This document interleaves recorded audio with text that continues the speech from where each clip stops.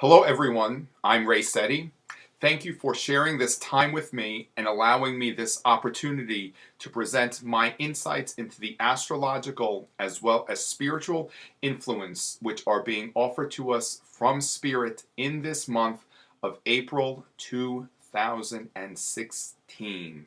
Amazing, we're already 1/4 of the way through this, I guess you could say, unprecedented year of 2016.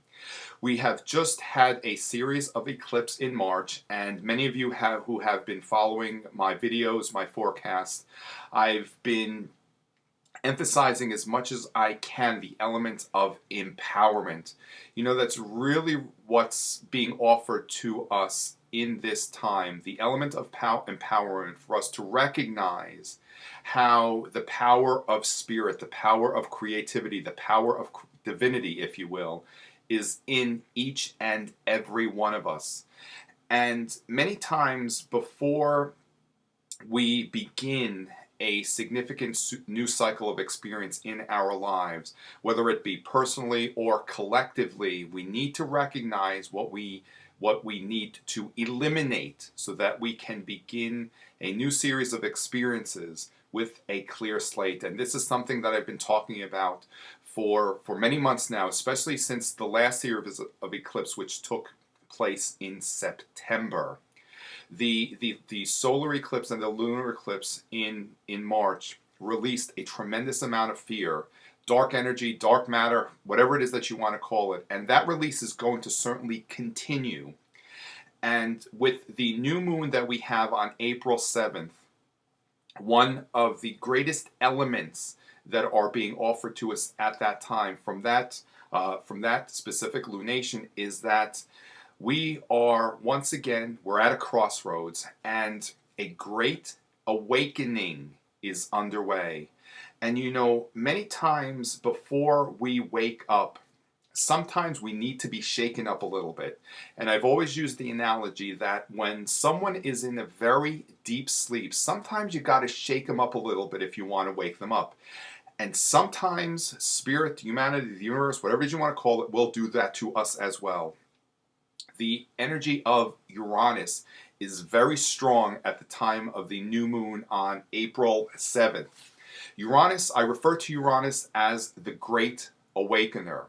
Uranus is the planet of awakenings. Uranus is the planet of awareness. Great change takes place with Uranus. Many times, great change does come with chaos.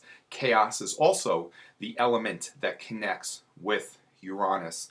Whenever there's an element present, we're always at choice as to whether or not we're going to demonstrate the lower or the higher vibration of that element. Every planet, every sign possesses a lower vibration and a higher vibration, and it's really up to us personally as well as collectively as to what aspect of that vibration we will bring to form. Now, with the new moon on April 7th, there is a significant concentration with the chart that's cast for the new moon in the United States with the 12th house. Now, the 12th house of an astrological chart, it connects with everything that is hidden. It's our subconscious. It's that dark matter, if you will. It also represents secret enemies, if you want to refer to it as such. And with such a high concentration of that energy in that sector of the chart, there needs to be a release of those elements. Once again, there's a release of fear, a release of dark matter. And we're actually already seeing this negativity being released and demonstrated itself in the outside world. In the United States, we're very much seeing it in the political arena right now. If you just look and see how much negativity is being demonstrated and projected to us from that realm. You know, right before there's a surge of light that takes place in the world, whether it's in the world or with us personally, there will be that release of dark matter and dark energy that I'm talking about and that I have been talking about. You know, it's almost like fear wants to make a last ditch effort to get us and to stop us from really crossing that threshold into the light. And we are always at choice. No matter what happens in the outside world, no matter what is manifested, no matter what is presented to us, we are always at choice as to whether or not we will allow that dark energy to take hold of us. And we are very much being given opportunities in this last year, a little bit more so in this last year and a half, to recognize the element of fear that has been manifesting in the world, and also to be at choice to not allow that fear to take hold of us. Now, as I'm talking about the chart for the new moon, and this is specifically the chart cast for the new moon here in the United States, Uranus is very strong. That element of awakenings, that element of great change, change that sometimes comes from chaos. It's just like if you look at how our solar system was created, before everything took hold, before there was symmetry, perfection, and order in our solar system, there was great chaos. And that's the perfect example of how Uranus works. Out of chaos can come symmetry, perfection, great awareness, and great clarity if we allow it to do so. The bottom line is it's always up to us. Also in the chart cast for the new moon of the United States, Pluto is at the highest point of the chart, and just as it was at the highest point in the chart cast for the lunar eclipse, which was on March 23rd, that energy is also very, very prominent and very present at this time now of our next new moon on April 7th.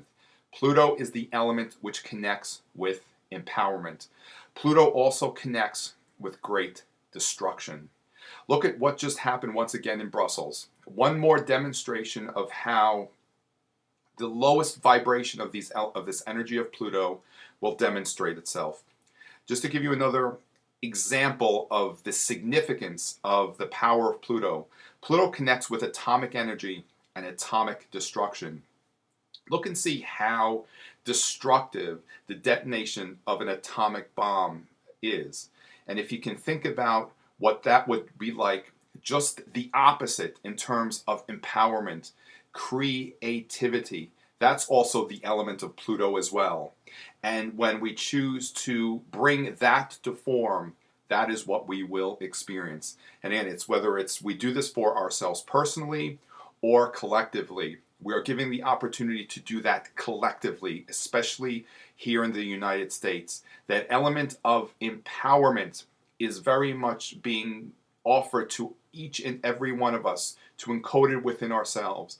Because if we are to make any change, whether it's in our lives personally, in our communities, in our country, or even in the world, we need to empower ourselves first and recognize the energy that we set in motion. And certainly we do not do that from a place of ego. We do it from a place of love, and that's what will facilitate the greatest change. We're being given the opportunity here in the United States to not give away our power by voting for someone else, but to really vote for spirit and encode that power that's that power that's already encoded in us, bring that to form from a place of love. It all needs to be done from a place of love. The element of Pluto also connects with the ego. The ego is really, as we understand it spiritually, our downfall and demise. And when we release that ego, because that's also what we're being given the opportunity to release, we will rise above anything that might seem to be a limitation or trapping of the physical world. And when we do it from a place of love, we empower ourselves, but through osmosis, if you will, and our vibration, we empower others. Our full moon is on April 22nd. That full moon is actually in the sign of Scorpio. Scorpio, it's kind of interesting. Scorpio is actually ruled by Pluto. And in the chart cast for the full moon on April 27th, that full moon in that sign of Scorpio is at the highest point in that astrological chart cast for the United States. And just as we had Pluto, it's very similar to having Pluto placed at the highest point in the chart. The moon in the sign of Scorpio is at that highest point, but also too in the sign in the chart cast for the United States, we have Pluto rising. So you can see how these elements are very present right now. And it doesn't have to be the manifestation of dark energy. And that's one thing that I will always encourage everyone to recognize. If we see something negative, it doesn't have to come to form. We don't need to bring a negative experience to form. You know, these next few months, we're at a point of much volatility out in the world. You know what we've seen in Brussels, that's not the last of these experiences that we're going to see. And just look in this last year or so how frequent these experiences are happening. Again, as I said, you know, that dark energy is going to do its best to take hold and to shake us and to overpower us so that we lose our power, we lose our light, we diminish our light. And the more energy that we offer to these experiences, it just diminishes our light. When we become so consumed with this negative energy, we just deplete our light. So I would suggest, as much as you can, you know, don't watch the news. Try to limit and regulate how much of yourself you allow to be exposed to this energy. You know, when we sit in front of a television, we really absorb all of that energy, and we don't recognize how much of that energy we absorb, especially if it's negative energy. I certainly do not suggest isolating ourselves from what happens in the world. You know, I would suggest regulating how much of that energy you allow to really take hold of you. As I said, that element of fear is very much being released. Pluto and Scorpio also connect very much with the element of fear. And when these elements are very present, we need to release them. Also, too, Pluto and Scorpio connect with empowerment. If there's one thing that I can offer for everyone to recognize within themselves, is how that element of empowerment is encoded very much in every one of us. It's part of our birthright. And if I sound like a broken record, then so be it. I'm emphasizing this because I recognize the significance of how we need to turn the tides right now, that we need to empower ourselves so that we can certainly empower each other and raise the vibration and raise the consciousness of humanity. You know, we heard so much about the potential end of the world in 2012. You know, I believe that at that time, it was a turning point for us to advance into the light. However, I believe that perhaps through the choices that we made through the collective unconscious, perhaps we may have taken a wrong turn. However, in this year, we're being offered another opportunity to make higher choices and to not necessarily take a lower vibrational turn. Wrong or right, it's relative. I can't say if we're going to take a wrong turn or a right turn. I suggest being aware to take the higher vibrational turn towards higher consciousness.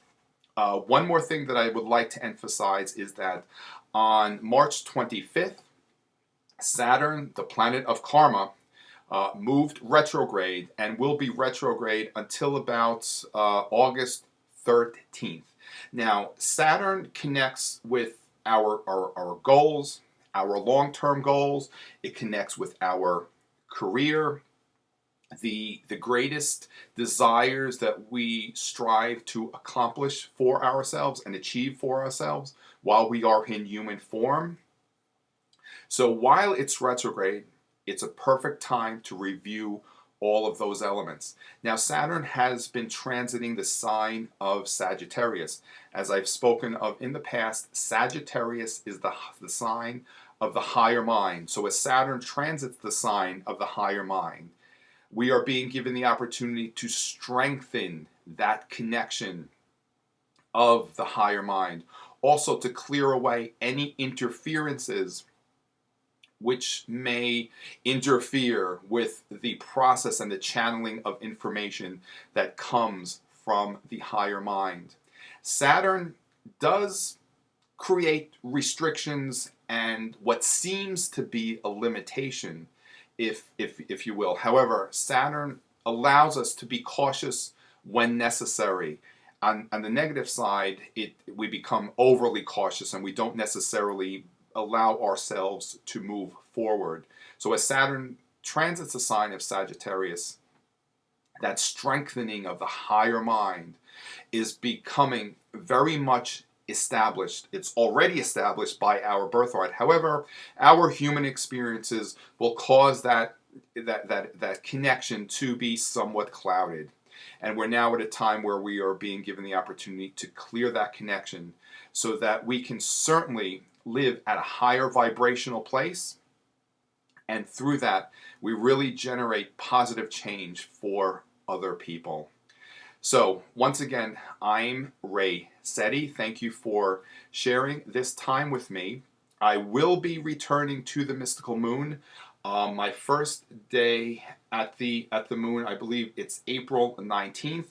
My schedule is filling up very quickly. If you'd like to share some time with me, just reach out to the girls. They'll schedule some time with me. We can look at how all of this connects with you personally. Because as I offer these insights, this is really an umbrella understanding. However, these energies really do apply to us personally, and for us to understand how they apply to us personally, we look at the specific astrological connection, which is our spiritual DNA, and how all these energies connect with the energies that are our own, and through our free will is really what's going to decide, if you will, what we will bring to form. We are always at choice. We are always at a chance of recognizing that we have a free will and what it is that we can do with all these great possibilities that we will be given from Spirit. So once again, I thank you for sharing this time with me. Stay in the light and always in a place of love. I will see you soon. Namaste.